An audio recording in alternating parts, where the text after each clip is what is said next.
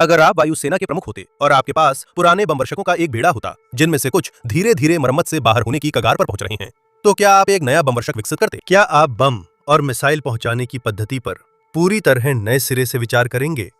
America की वायुसेना दोनों ही कर रही है। नॉर्थरोप ग्रुम्मन का B-21 रेडर सेवा में शामिल होने से पहले अंतिम चरण में है। यूएसएफ के नवीनतम रणनीतिक बॉम्बर के रूप में वायुसेना ने यह भी पता लगा लिया है कि C-130 हेरक्युलिस और C-17 ग्लोबमास्टर 3 ट्रांसपोर्ट विमान से बमबारी मिशन कैसे चलाए जाएं। जब भी मैं यूएसएफ सुनता हूं तो एयरफोर्स नहीं, मेरे दिमाग में यूनाइटेड स्टेट्स एज फक आता है। इसका मतलब बिल्कुल सही है। मूल सिद्धांत आसान है। ट्रांसपोर्ट विमान सप्लाई एयरड्रॉप करते हैं तो क्यों न सप्लाई की जगह गोला बारूद डालकर उन्हें हवा में ही छोड़ा जाए। हालांकि इसे कामयाब बनाना काफी ज्यादा मुश्किल है।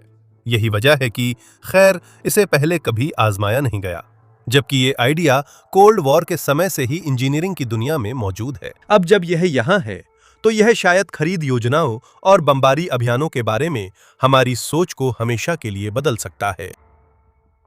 फ्लाइंग आर्सनल शिप्स की अवधारणा।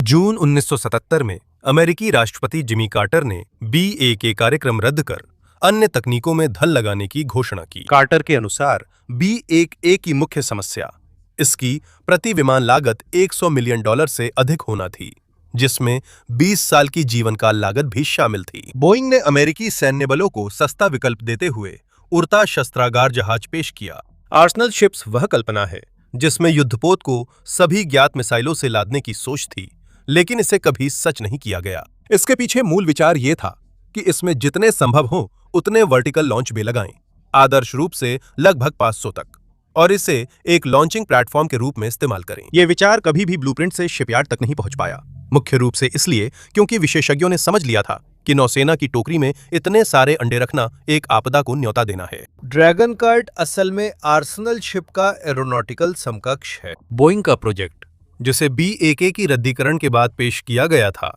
इस तरह की पहली विमान अवधारणा है। उनका विचार था कि बोइंग 747-200C को 72 क्रूज मिसाइलों से लैस मिसाइल लॉन्च विमान बनाया जाए और इसे क्रूज मिसाइल कैरियर एयरक्राफ्ट नाम दिया जाए। सच कहूं तो नाम और भी कूल हो सकता था। सामान्य 747 से सीटें हटाकर मालवाहक की तरह 9 आंतरिक रोटरी लॉन्चर लगाए जाते। हर लॉन्चर में 8 AGM-86 एयर लॉन्च्ड क्रूज मिसाइलें होती थीं, जिससे एक विमान में कुल 72 ALCM आ सकती थीं। ये 105 टन से थोड़ा कम या 2,31,000 पाउंड गोला बारूद के बराबर है। रोटरी लॉन्चर को हिंग वाले नाक के दरवाजे से लोड कर अंदर रेस ट्रैक पर लॉक किया जाता था। 747 के पिछले स्टारबोर्ड साइड पर नया दरवाजा लगाया जाता था ताकि मिसाइल बाहर निकाली जा सके। जब एक रोटरी लॉन्चर सभी ALCMs बाहर निकाल देता था तो रेस ट्रैक उसे हटाकर दूसरा लॉन्चर ले आता था। ये कॉन्सेप्ट आर्सनल जहाजों की तरह हकीकत नहीं बन पाया, क्योंकि एक बी प्रोग्राम फिर शुरू हुआ। हालांकि इसकी संभावनाएं और नवाचार व लॉजिस्टिक्स क्षमताएं शुरू से पहचानी गई थीं। 747 का इंटरनेशनल लॉजिस्टिक्स नेटवर्क मजबूत है, जिससे एयरफोर्स को स्पेयर पार्ट्स आसानी से मिल जाते हैं, जबकि अन्य विमानों में यह समस्या रहती है। ड्रैगन कार्ट इस कॉन्सेप्ट को पूरी तरह कॉपी पेस्ट नहीं करेगा। यह विभिन्न मिसाइलें इस्तेमाल करेगा जो क्रूज मिसाइल कैरियर विमानों की ALCM से औसतन छोटी और हल्की होंगी, लेकिन इन दोनों परियोजनाओं के बीच की वैचारिक समानता इससे ज्यादा स्पष्ट नहीं हो सकती थी। ड्रैगन कार्ट की शुरुआत व डिजाइन।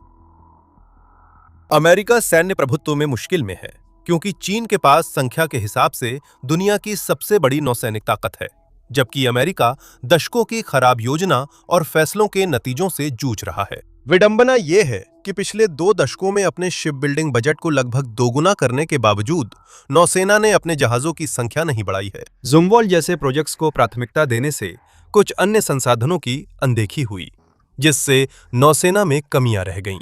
नौसेना के लिए सबसे जरूरी है बड़ी संख्या में मिसाइलें लॉन्च करने की क्षमता, और अगर आपके पास ऐसे पर्याप्त जहाज नहीं हैं तो ये असंभव है। इस कमी को पूरा करने का सबसे तर्कसंगत तरीका है कि वायुसेना मदद करे या अपनी एक विंग दे दे, क्योंकि वे वायुसेना है। वायुसेना 3 समर्पित बॉम्बर संचालित करती है।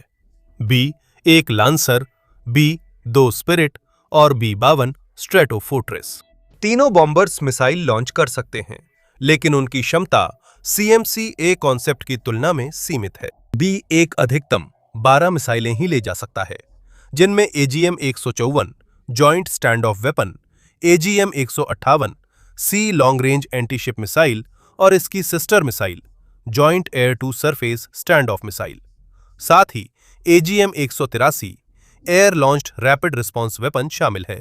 B-2 इन मिसाइलों में से 16 को कई तरह से ले जा सकता है। अगर सिर्फ वजन क्षमता देखें तो B-52 स्ट्रेटोफोर्ट्रेस को B-1 लांसर से ज्यादा भार नहीं उठाना चाहिए, लेकिन लांसर अक्सर पूरा मिसाइल लोड नहीं लेता, इसलिए B-52 इसमें बेहतर है। नए पारंपरिक लॉन्चर से लैस होने पर B-52 अब 24 प्रिसीजन गाइडेड बम ले और लॉन्च कर सकता है, जिससे यह एयरफोर्स का सबसे सक्षम बॉम्बर बन जाता है, खासकर अगर केवल इसके प्रभाव की बात करें। ड्रैगन कार्ड सैद्धांतिक रूप से दोगुने से भी ज्यादा मिसाइलें लॉन्च कर सकता है और अमेरिका की सर्वोच्चता खोने के बारे में कही गई सारी बातों को ध्यान में रखते हुए यह समझना मुश्किल नहीं है कि हर कोई इसमें इतना रुचि क्यों ले रहा है। विडंबना यह है कि ड्रैगन कार्ड नाम वास्तव में चीनी है। 4वीं शताब्दी ईसा पूर्व में आज के चीन के क्षेत्र में एक बहु शॉट क्रॉसबो बना, जो दुश्मन पर 3 मीटर या लगभग 10 फुट लंबे तीर सुरक्षित दूरी से चला सकता था। आधुनिक ड्रैगन कार्ड अवधारणा विमान को इतनी दूर से बहुत बड़ी संख्या में गाइडेड मिसाइलें दागने देगी कि पायलट एंटी एयर फायर से सुरक्षित रहेगा।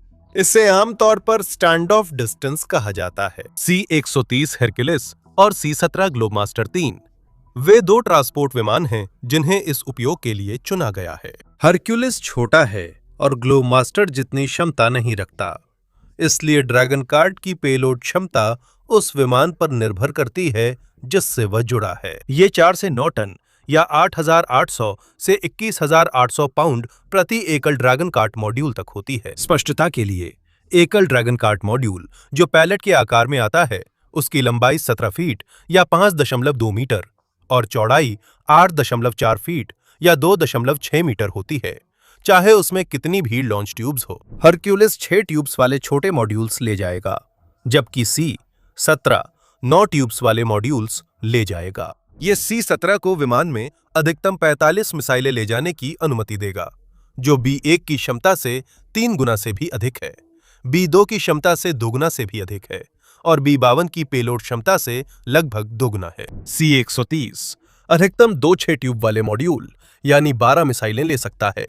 जिससे उसे B-1 लांसर जैसी स्टैंड ऑफ क्षमता मिलती है। C-130 की क्षमता खास नहीं है, लेकिन इसकी फुर्ती इसे बॉम्बरों के हिसाब से बहुत छोटी यानी 3000 फीट या 900 मीटर की रनवे से उड़ान भरने में सक्षम बनाती है। दरअसल हिरक्युलिस को असली रनवे की भी जरूरत नहीं होती, क्योंकि यह किसी भी तरह की तैयार सतह के साफ और सीधी जगह से उड़ान भर सकता है। B-52 को उड़ान और लैंडिंग के लिए 10,000 फीट यानी 3 किलोमीटर लंबी रनवे चाहिए।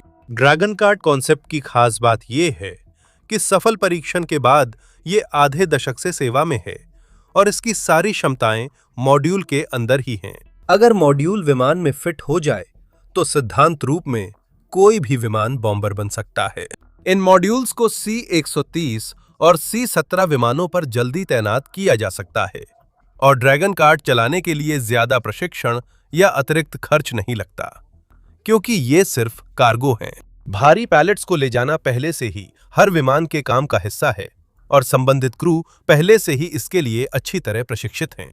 C-17 और C-130 दोनों ही एयर ड्रॉप करने में सक्षम हैं और ये दोनों विमानों के लिए कोई असामान्य बात नहीं है, क्योंकि ये नियमित रूप से हेमवी सप्लाई वाले कंटेनर, पैराट्रूपर्स, तोपें और कई दूसरी चीजें एयर ड्रॉप करते हैं।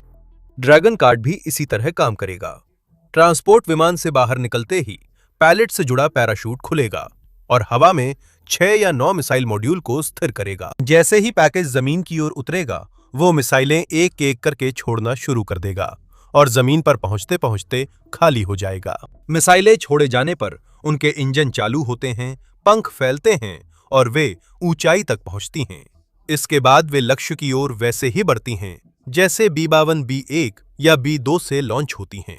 एक जायज सवाल यह है कि मॉड्यूल कितना स्थिर रहता है। चूंकि मिसाइलें पैलेट से लटकी रहती हैं, जबकि पूरा पैलेट पैराशूट के सहारे धीरे धीरे जमीन की ओर उतरता है, एक मिसाइल के छोड़े जाने पर पूरे पैलेट का वजन बदल जाता है और वो एक तरफ झूल जाता है। यह सुनिश्चित करने के लिए कि ड्रैगन कार्ट अस्थिर न हो जाए, मिसाइलों को सममित एक दूसरे के प्रतिबिंब जैसे क्रम में छोड़ा जाता है। यदि ड्रैगन कार्ट मॉड्यूल में सभी मिसाइलें नहीं हैं, तो खाली स्लॉट्स में असली मिसाइलों का संतुलन बनाने और स्थिरता बढ़ाने के लिए बैलास्ट राउंड्स डाले जाते हैं। हथियार परीक्षण और सैद्धांतिक सैन्य उपयोग। इस सिस्टम का कई बार परीक्षण हुआ। 2021 में एक ड्रैगन कार्ट मॉड्यूल को उड़ान के दौरान लक्ष्य की जानकारी मिली और उसने अपने जैसम मिसाइल के लिए लक्ष्य तय किया, जिसके बाद उसे विमान से गिराया गया और उसने अपनी मिसाइल लॉन्च की, जिससे डमी लक्ष्य नष्ट हो गया। क्रू के लिए यह एक सामान्य एयर ड्रॉप मिशन था। ड्रैगन कार्ट के टारगेटिंग से उनका कोई लेना देना नहीं, क्योंकि मॉड्यूल को कमांड और टारगेटिंग डेटा अलग से मिलता है। यह परीक्षण MC-130 कार्गो विमान पर हुआ, जिससे ड्रैगन कार्ट की सबसे अहम खासियत दोहराई गई कि वो किसी भी बड़े कार्गो विमान को बॉम्बर बना सकता है। इस फीचर की अहमियत बढ़ा चढ़ाकर बताना भी मुश्किल है। अगर कार्गो विमान पीछे से पैलेट गिरा सके, तो उसे स्टैंड ऑफ बॉम्बर में बदला जा सकता है। ये क्षमता आपके शस्त्रागार में होने से अमेरिकी वायुसेना की लचीलापन बढ़ती है और सीमित वायु शक्ति वाले सहयोगियों को हथियार बंद करना आसान होता है। कई देशों के पास समर्पित बॉम्बर नहीं होते, क्योंकि उन्हें उनकी जरूरत नहीं होती, लेकिन उनके पास ट्रांसपोर्ट एयरक्राफ्ट होते हैं जिन्हें सिर्फ एक ड्रैगन कार्ट मॉड्यूल से बॉम्बर में बदला जा सकता है। ड्रैगन कार्ट दुश्मन की वायु रक्षा पर झुंड में हमला कर सकता है।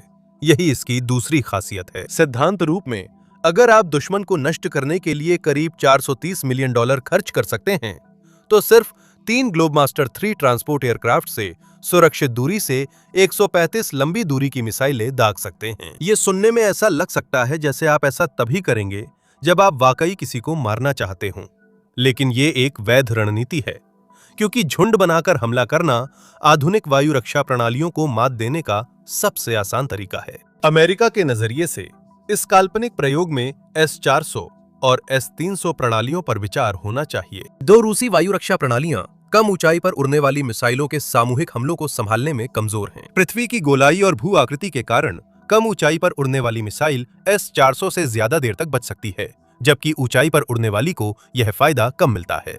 ऐसा इसलिए है क्योंकि S-400 का देखने का क्षेत्र पृथ्वी के क्षितिज तक ही सीमित है। यही वजह है कि रडार को ऊंचे मस्तूल पर लगाने से उसकी कार्यक्षमता बढ़ जाती है, या और भी बेहतर तब होती है जब आप उसे किसी विशेष विमान पर लगाकर उड़ाते हैं। क्षितिज के पार देखने की क्षमता न होने पर कम ऊंचाई पर उड़ने वाली मिसाइलें, जैसे कि ड्रैगन कार्ट द्वारा इस्तेमाल की जाने वाली मिसाइलें, लगभग S-400 सिस्टम के पास चुपके से पहुंच सकती हैं, और भले ही उनमें से कुछ को मार गिराया जाए, S-400 सिस्टम के लिए खुद को या किसी अन्य संरचना को झुंड में आई हर एक मिसाइल से बचाना लगभग असंभव है।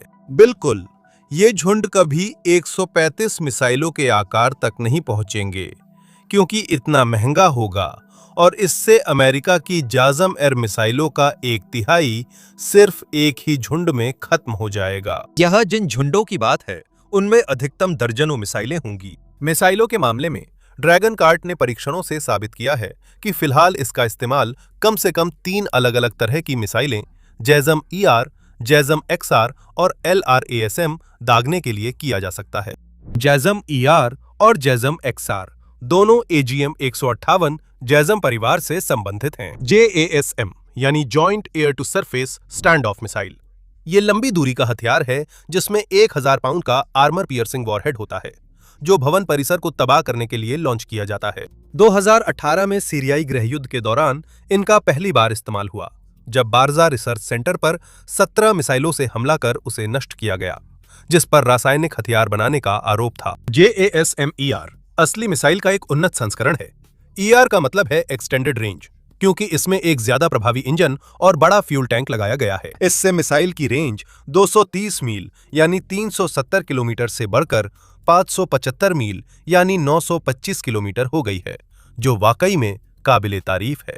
XR वर्जन इस मिसाइल का और भी ज्यादा एक्सटेंडेड रेंज वाला वेरिएंट है, जिसमें XR का मतलब है एक्सट्रीम रेंज। मिसाइल अभी पूरी तरह तैयार नहीं है, लेकिन माना जाता है कि लॉकहीड मार्टिन इसे पूरा कर बड़े पैमाने पर बनाएगा, जिससे ड्रैगन कार्ट 1000 मील यानी 1600 किलोमीटर दूर तक टारगेट्स पर हमला कर सकेगा। ये लगभग न्यूयॉर्क और मियामी के बीच की दूरी के बराबर है।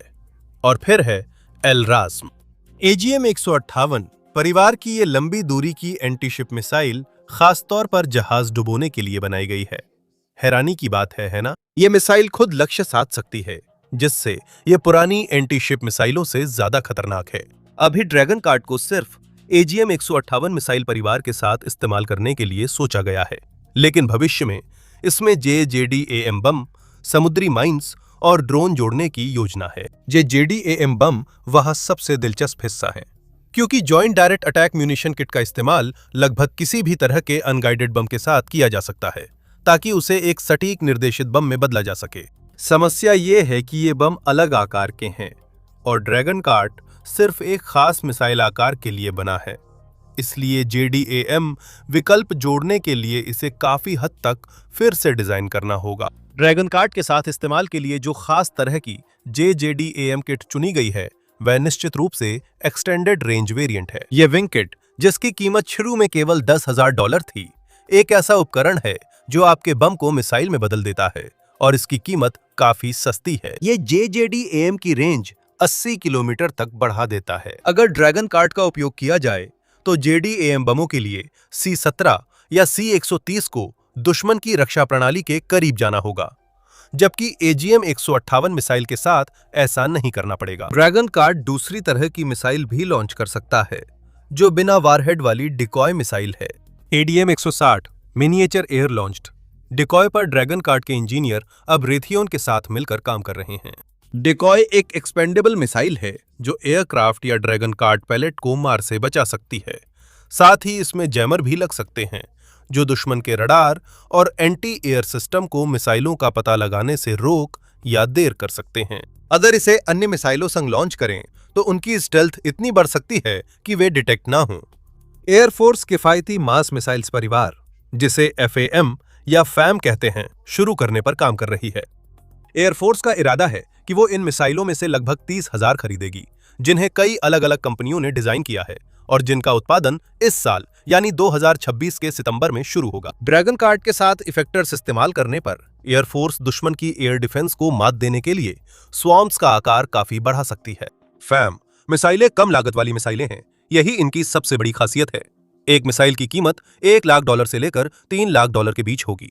हमेशा अच्छा लगता है जब इसे कम लागत कहा जाता है। और इसकी रेंज 250 से 500 मील या 460 से 920 किलोमीटर के बीच होगी। इन मिसाइलों का उद्देश्य कम लागत में दुश्मन की रक्षा प्रणाली को हराना है। JASM मिसाइलों के स्वॉर्म अटैक के विपरीत, जिसमें टैक्सपेयर्स को सैकड़ों मिलियन डॉलर खर्च करने पड़ेंगे, FAM स्वॉर्म अटैक की लागत $10 मिलियन होगी, जो कि बहुत बहुत सस्ती है।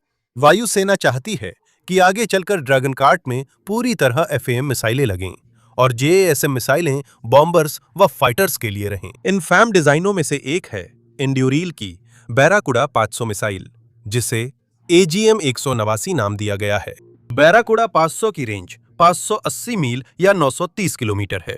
इसकी कीमत $2,16,000 है और इंड्यूरिल हर साल कम से कम 1,000 मिसाइलें बना सकता है। ड्रैगन कार्ड के साथ मिलकर यह एयरफोर्स की बमबारी क्षमता को काफी बढ़ा देगा। इन मिसाइलों की कमी इनकी विनाशकारी शक्ति है, या यूं कहें कि JASM मिसाइलों की तुलना में इनकी शक्ति कम है। बैराकुडा का वारहेड 100 पाउंड से हल्का है, जबकि JASM का वारहेड 10 गुना भारी है। फिर भी एक यूनिट की कीमत कम होने और कम लागत में बड़ी संख्या में स्वॉर्म बनाने की संभावना के कारण वायुसेना को ड्रैगन कार्ड के इस्तेमाल में ज्यादा आजादी मिलेगी। ड्रैगन कार्ड के 2027 में सेवा में आने की संभावना है, जो USAF की बमबारी क्षमता बढ़ाने के साथ साथ अधिक काम से जूझ रहे मेंटेनेंस विभाग के लिए लॉजिस्टिक समाधान भी देगा। कुछ बमबारी मिशन ट्रांसपोर्ट एयरक्राफ्ट को देने से वायुसेना के बॉम्बर्स की उड़ान और मेंटेनेंस घंटों में कमी आती है, जिससे मेंटेनेंस बजट को भी राहत मिलती है। दूसरी बात, समय के साथ एक बिल्कुल वाजिब सवाल उठेगा कि क्या वायुसेना को अपने बॉम्बर्स की संख्या कम कर देनी चाहिए। अगर हम तर्कसंगत तरीके से सोचें तो अगर वायुसेना के पास लगभग किसी भी ट्रांसपोर्ट एयरक्राफ्ट को बॉम्बर में बदलने की क्षमता है, तो वो कुछ समर्पित बॉम्बर्स को रिटायर करके संसाधनों को मुक्त करना चाहेगी, लेकिन सभी को नहीं। अब जब जन बोतल से बाहर है, सवाल है कि तकनीक के दीर्घकालिक असर क्या होंगे और ये परमाणु रणनीति को कैसे बदलेगी। George M. Moore, James Martin, centre for non proliferation studies के वैज्ञानिक मानते हैं कि ड्रैगन कार्ट और भविष्य में ऐसी ही प्रणालियों का अपरिहार्य विकास पारंपरिक सैन्य संतुलन और परमाणु हथियार नियंत्रण को प्रभावित कर सकता है। मूर के अनुसार चूंकि मालवाहक विमान कई विरोधी देशों के मौजूदा हमलावर विमानों की तुलना में अधिक दूरी तक उड़ सकते हैं, इसलिए ड्रैगन कार्ट किसी शत्रु देश द्वारा उत्पन्न खतरे के दायरे को काफी हद तक बढ़ा सकता है। अगर यह तकनीक परमाणु विकल्पों तक फैलती है, और यह बिल्कुल संभव है क्योंकि ड्रैगन कार्ट से संगत कुछ क्रूज मिसाइलें परमाणु वारहेड ले जा सकती हैं और परमाणु मुद्दों में जटिलता आ सकती है। समस्या ये है कि ड्रैगन कार्ट जैसी प्रणाली से किसी भी परिवहन विमान को परमाणु लॉन्च वाहन बनाया जा सकता है। शुरुआत में यह मामूली लगती है, लेकिन भविष्य की हथियार नियंत्रण वार्ताओं को उलट सकती है, क्योंकि परमाणु हमले वाले विमानों पर नजर रखना असंभव होगा। मूर के अनुसार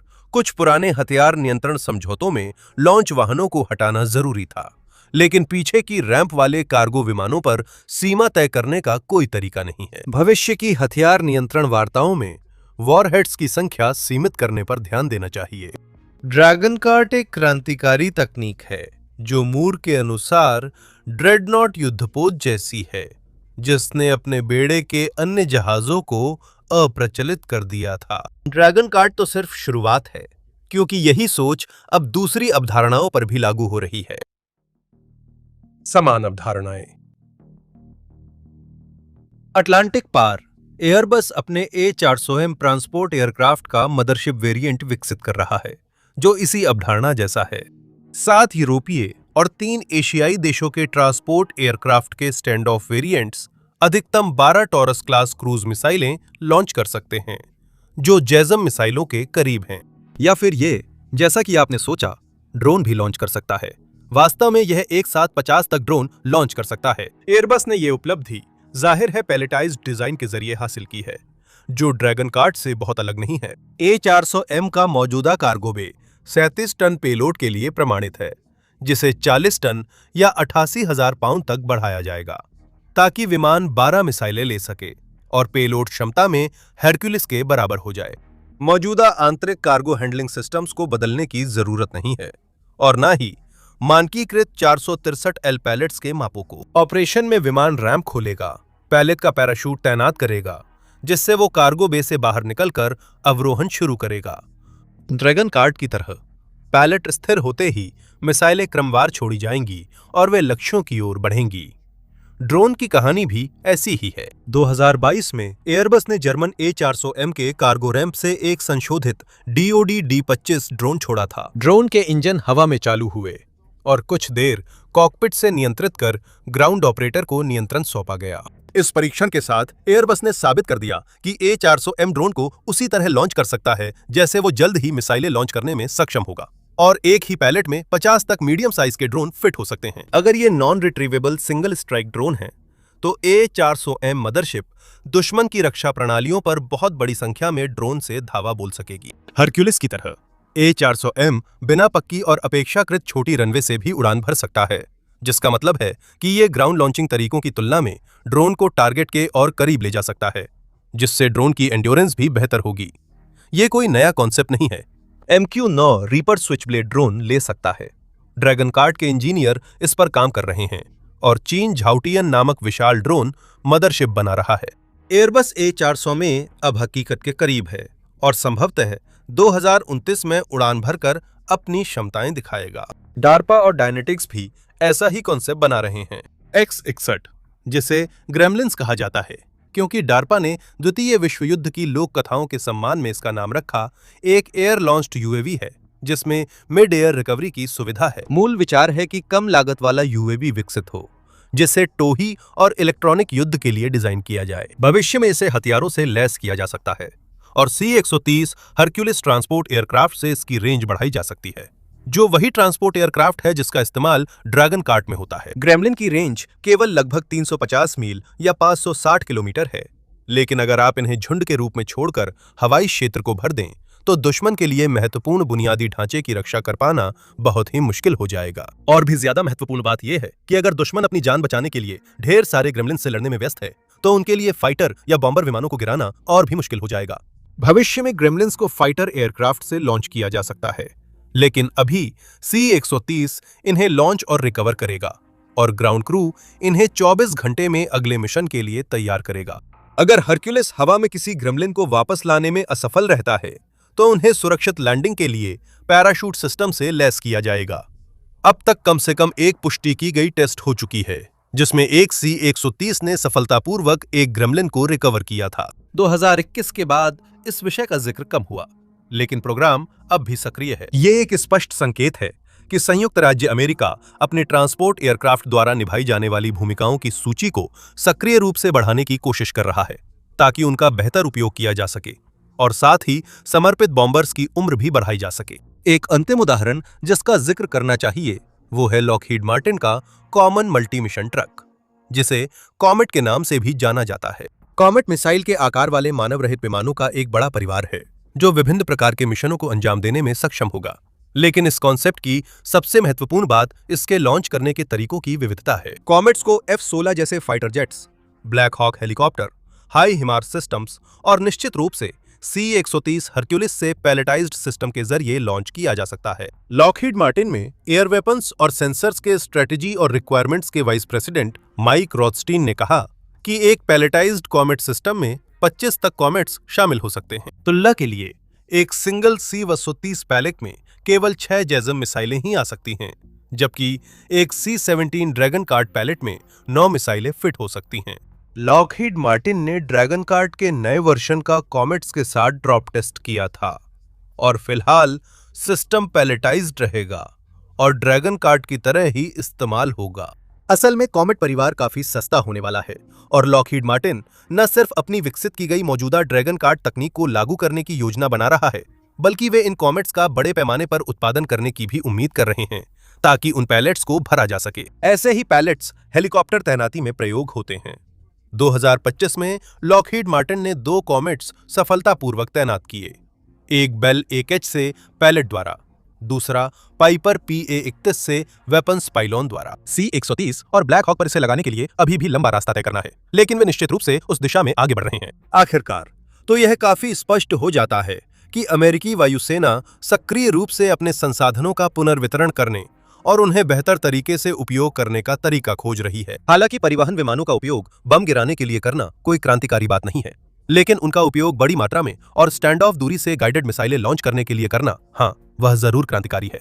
ड्रैगन कार्ट सिस्टम और ऐसे सिस्टम वायुसेना के वास्तविक बमबारी बेड़े को बढ़ाकर उसकी बमबारी क्षमता में सुधार करेंगे और विमान खरीद को भी प्रभावित करेंगे। अगर C-17 और C-130 विमान कुछ हद तक B-1 और B-2 बॉम्बर्स की जगह ले सकते हैं, तो बचे बेड़े के एक हिस्से को रिटायर करने पर गंभीर चर्चा जायज है। ये भविष्य की परियोजनाओं पर भी लागू होगा, क्योंकि जब भी नया बॉम्बर प्रोजेक्ट सुझाया जाएगा, सबके मन में 2 सवाल होंगे।